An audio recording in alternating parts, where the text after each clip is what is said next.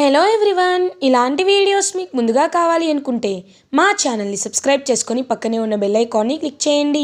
Upcoming రివ్యూలోకి వెళ్ళిపోదాం.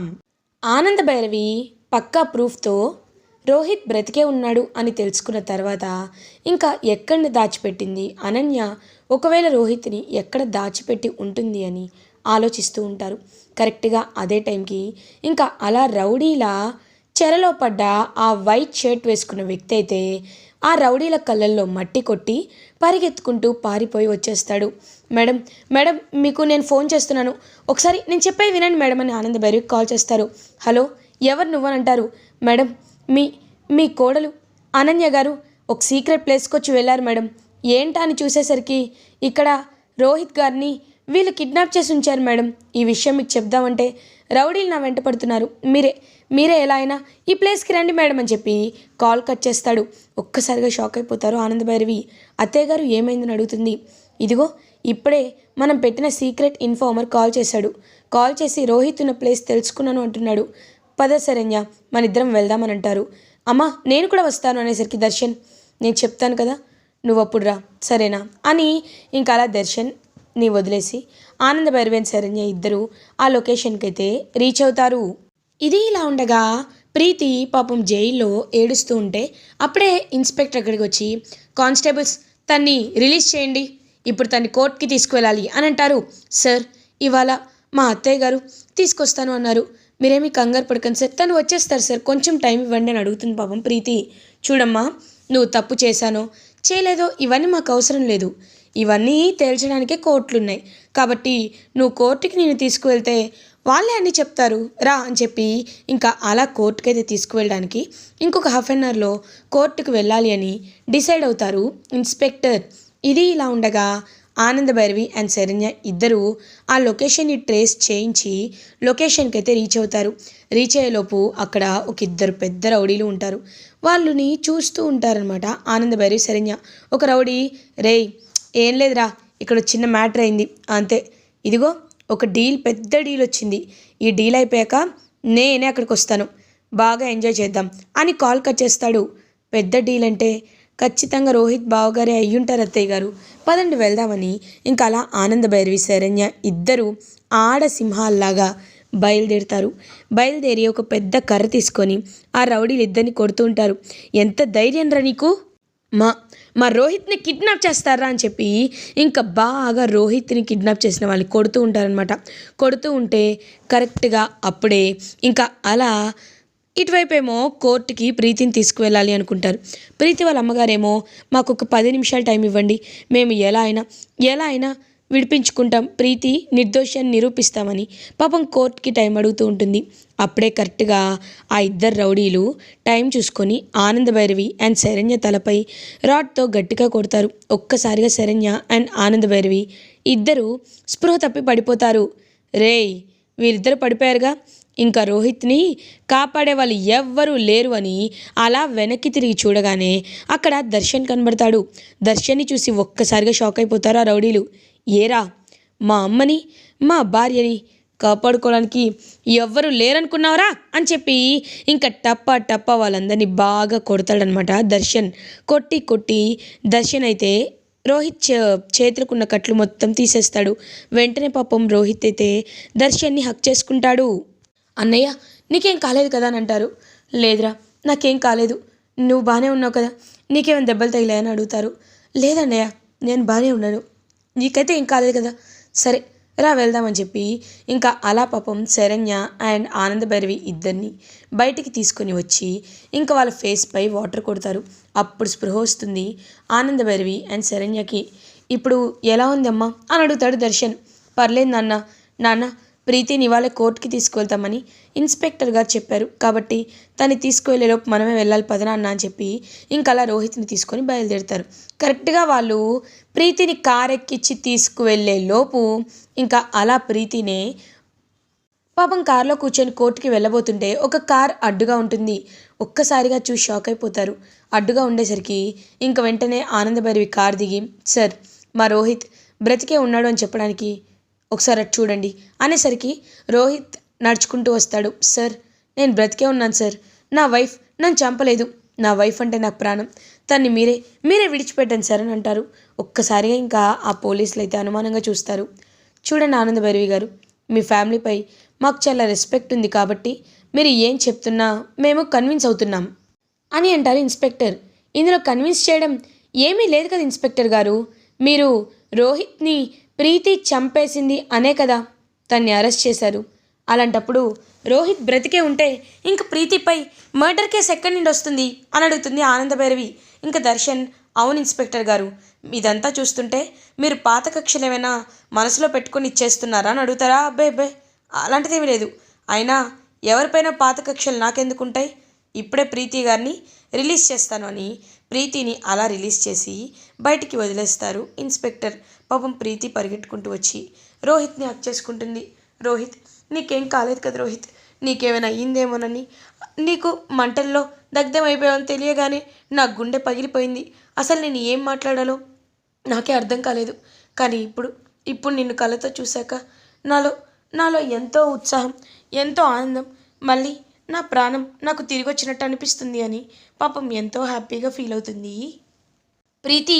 ఇంకా రోహిత్ కూడా, అవును అయినా దీనంతటికీ కారణం ఆ రాక్షసే, ఉండు ఇప్పుడే దాన్ని అని చెప్పి వెళ్ళబోతున్నా. నాన్న దర్శన్, ఆగు నాన్న, రోహిత్ ఆగు అని అంటారు ఆనంద భైరవి. ఏమైంది అత్తే, ఏమైంది పిన్ని, ఎందుకు ఆగమంటున్నారు? అయినా ఇది ఎంత పెద్ద దుర్మార్గురాలో అందరికీ తెలియాలి కదా అని అంటారు. నాన్న రోహిత్, ఇప్పుడు తన దుర్మార్గాన్ని బయటపెడతావు, జైలుకు పంపిస్తావు, అది పగపట్టిన స్నేక్ లాంటిది. నువ్వు జైలుకు పంపిస్తే బెయిల్తో వచ్చి మరి ఇంకా మన ఫ్యామిలీపై పగ తీర్చుకుంటుంది. దానిలో ఉన్న భయాన్ని భయంగానే ఉంచాలి, దాంతో అన్ని పనులు చేయించుకోవాలి. దానికి అసలైన ఆనందం డబ్బులో కాదు, ఆస్తిలో కాదు, కుటుంబంలో ఉంటుంది అని ప్రతి నిమిషం కుమిలి ఏడవాలి. అలా ఏడ్చేలా చేయాలంటే దానిపై పోలీస్ కంప్లైంట్ ఇవ్వకూడదు అని అంటారు ఆనంద భైరవి. అలా అయితే తనకి శిక్ష ఎవరు వేస్తారు అత్తయ్య గారు? సొంత భర్త, తాళి కట్టిన భర్తే చనిపోయాడు అని చెప్పి అందరి ముందు అన్ని వేషాలు వేసి సీక్రెట్గా వెళ్ళిపోవాలి అనుకుంది. అలాంటి ఆడదానికి వేసే శిక్ష ఏంటత్తయ్య గారు అని అడుగుతుంది శరణ్య. నేను చెప్తాను కదమ్మా, ముందైతే లోపలికి వెళ్దాం రండి అని ఇంకా అలా ఫ్యామిలీ మెంబర్స్ అందరూ కలిసి ఇంటికి రీచ్ అవుతారు. ఇది ఇలా ఉండగా ఆనంద భైరవి, కాంచన ఇద్దరూ ఇంకా లగేజ్ని బాగా సర్దుకొని, ఎస్ ఇప్పుడు నేను హ్యాపీగా లండన్కో దుబాయ్కో ఎగిరిపోవచ్చు అని ఎంతో హ్యాపీగా ఫీల్ అవుతూ ఇంకా అలా లగేజ్తో బయటికి వచ్చేలోపు అక్క అని లీలావతిని పిలుస్తూ ఉంటుంది ఆనంద భైరవి. ఈవిడేంటి సడన్గా అత్తయ్య గారిని పిలుస్తుంది అని అంటుంది అనన్య. ఏమో అమ్మి, తన కోసం ఏమైనా ఫ్రూట్ జ్యూస్ తీసుకొచ్చుండారేమో అని అంటుంది. అప్పుడే లీలావతి, ఆనంద ఏంటి అంత సంతోషంగా ఉన్నావు అని అడుగుతుంది. రోహిత్ వచ్చేసాడు, కావాలంటే చూడండి అని రోహిత్ని, ప్రీతిని ఇద్దరిని లోపలికి తీసుకొస్తారు ఆనంద భైరవి. ఒక్కసారిగా రోహిత్ని చూసి ప్రీతిని చూసి షాక్లో ఉండిపోతుంది అనన్య. ఇంక పాపం లీలావతి ఎంతో హ్యాపీగా ఫీల్ అవుతుంది. నాన్న రోహిత్ అని అనేలోపు అమ్మ మమ్మల్ని బ్లెస్ చేయని ఇంకా కీర్తి రోహిత్ ఇద్దరు నమస్కారం పెట్టుకుంటారు. నాన్న రోహిత్, నువ్వు 2 రోజులు బయటికి వెళ్ళేసరికి నా మనసు ఎంత కకలవికలమైందో తెలుసా? నువ్వు లేకపోతే ఒక్కరోజు కూడా నేను ఉండలేనేమో అన్నది నిజమే అనిపిస్తుంది నాన్న. ఏ నాన్న, ఇంతకీ మీరు హ్యాపీగా ఉన్నారా? ఒకరి మనసు ఒకరు అర్థం చేసుకున్నారా అని అడుగుతారు. అమ్మ, అక్కడంతా చాలా బాగా జరిగింది. ఏదో కొన్ని వెహికల్స్ ట్రక్ అవ్వడం వల్ల ఒక ఎక్స్ట్రా డే అక్కడ ఉండాల్సి వచ్చింది, కానీ అంతకుమించి ఏం లేదు. సరే లోపలికి వెళ్దామని చెప్పి ఇంకా అలా పాపం ఎంతో హ్యాపీగా ఆనంద భైరవి వైపు చూస్తూ అక్కడి నుండి వెళ్ళిపోతాడు. అనన్య మాత్రం, ఇదేంటి ఈయన వచ్చేసాడు, ఈయన తీసుకొచ్చింది ఆనంద భైరవిని అంటే ఖచ్చితంగా ఆనంద భైరవినే వీడికి హెల్ప్ చేసి ఉండాలి. ఆనంద భైరవి అనన్య దగ్గరికి వచ్చి రూమ్లో డోర్ వేసేసి ఒక పెద్ద కొరడా తీసుకుంటుంది. కరెక్ట్గా అప్పుడే కారం డబ్బా పట్టుకొని శరణ్య వస్తుంది. ఒక్కసారిగా వాళ్ళిద్దరిని చూసి షాక్ అయిపోతుంది అనన్య. ఏయ్ ఏం చేస్తున్నారు అని అడుగుతుంది. అనన్య, నువ్వైపోయావు.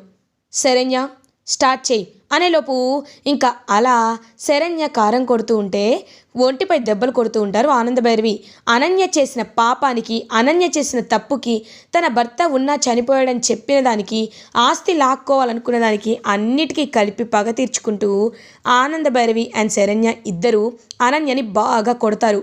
ఇంకా ఫుల్గా కొట్టి కొట్టి కొట్టి వదిలేస్తారు. బెల్ట్ విరిగిపోతుంది, అలా కొడతారు.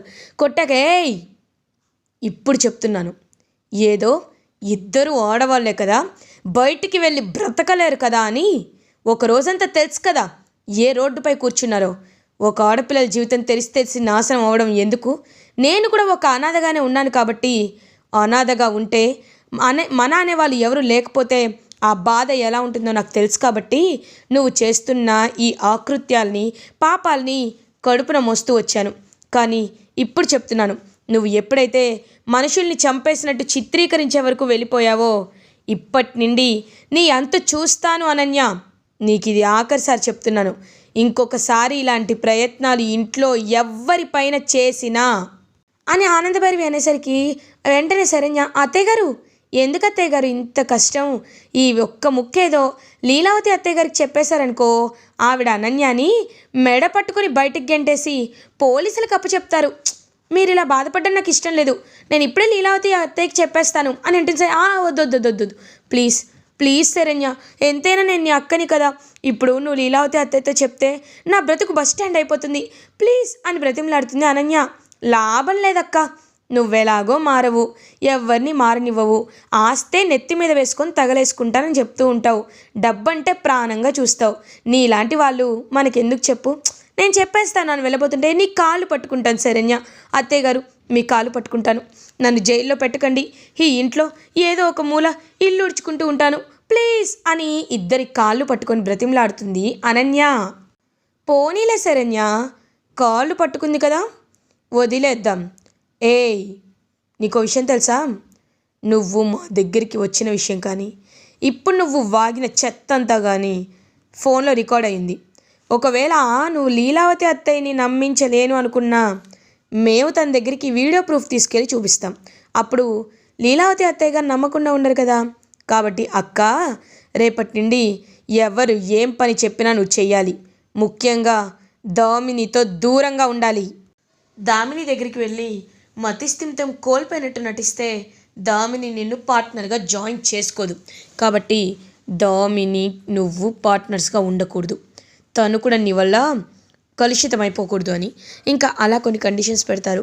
సరే మీరు చెప్పిన కండిషన్స్ అన్నీ చేస్తాను అని మాటిస్తుంది అనన్య. సరే వెళ్ళు అని ఇంకా అలా ఆనందభైరవి అండ్ శరణ్య అక్కడి నుండి వెళ్ళిపోతారు. ఆనందభైరవి, శరణ్య నన్ను కొడతారు కదా, ఇప్పుడు నేను పగ తీర్చుకోవాలన్నా నా వల్ల అవ్వట్లేదు. కానీ ఒకటి, ఏదో ఒకరోజు పగ తీర్చుకొని నీ ఫ్యామిలీ మొత్తాన్నే పైకి పంపిస్తాను అని అనన్య గట్టిగా అనుకుంటుంది. ఇది ఇలా ఉండగా మార్నింగ్ అవుతుంది. ఇంకా అలా ఫ్యామిలీ మెంబర్స్ అందరూ ప్రాబ్లమ్స్ అన్ని సాల్వ్ అయిపోయినందుకు ప్రశాంతంగా ఉంటారు. దామిని కూడా వర్క్ చేసుకుంటూ ఉంటుంది. అప్పుడే కరెక్ట్గా ఆనందభైరవి కూర్చొని ఉంటే అనన్య, కాఫీ అత్తయ్య గారు అని తీసుకుని వస్తుంది. ఏంటే పిల్లపిచ్చుక, ఇందులో ఏదైనా అని అంటే, షుగరు కాఫీ పౌడర్ తప్ప ఇంకేమీ కలపలేదు అత్తయ్య గారు అని అంటుంది అమాయకంగా. నువ్వు యాక్టింగ్ వేరే వాళ్ళ దగ్గర చెయ్యి, నా దగ్గర కాదు, ఛీ వెళ్ళు అని అంటుంది. సరే అని వెళ్ళిపోతుంటే ఇంకప్పుడే రోహిత్, ప్రీతి ఇది నీకు ఇష్టమైన బ్రేక్ఫాస్ట్ కదా, అందుకే నీకోసం స్పెసిఫిక్గా శరణ్యని చేయమని చెప్పాను.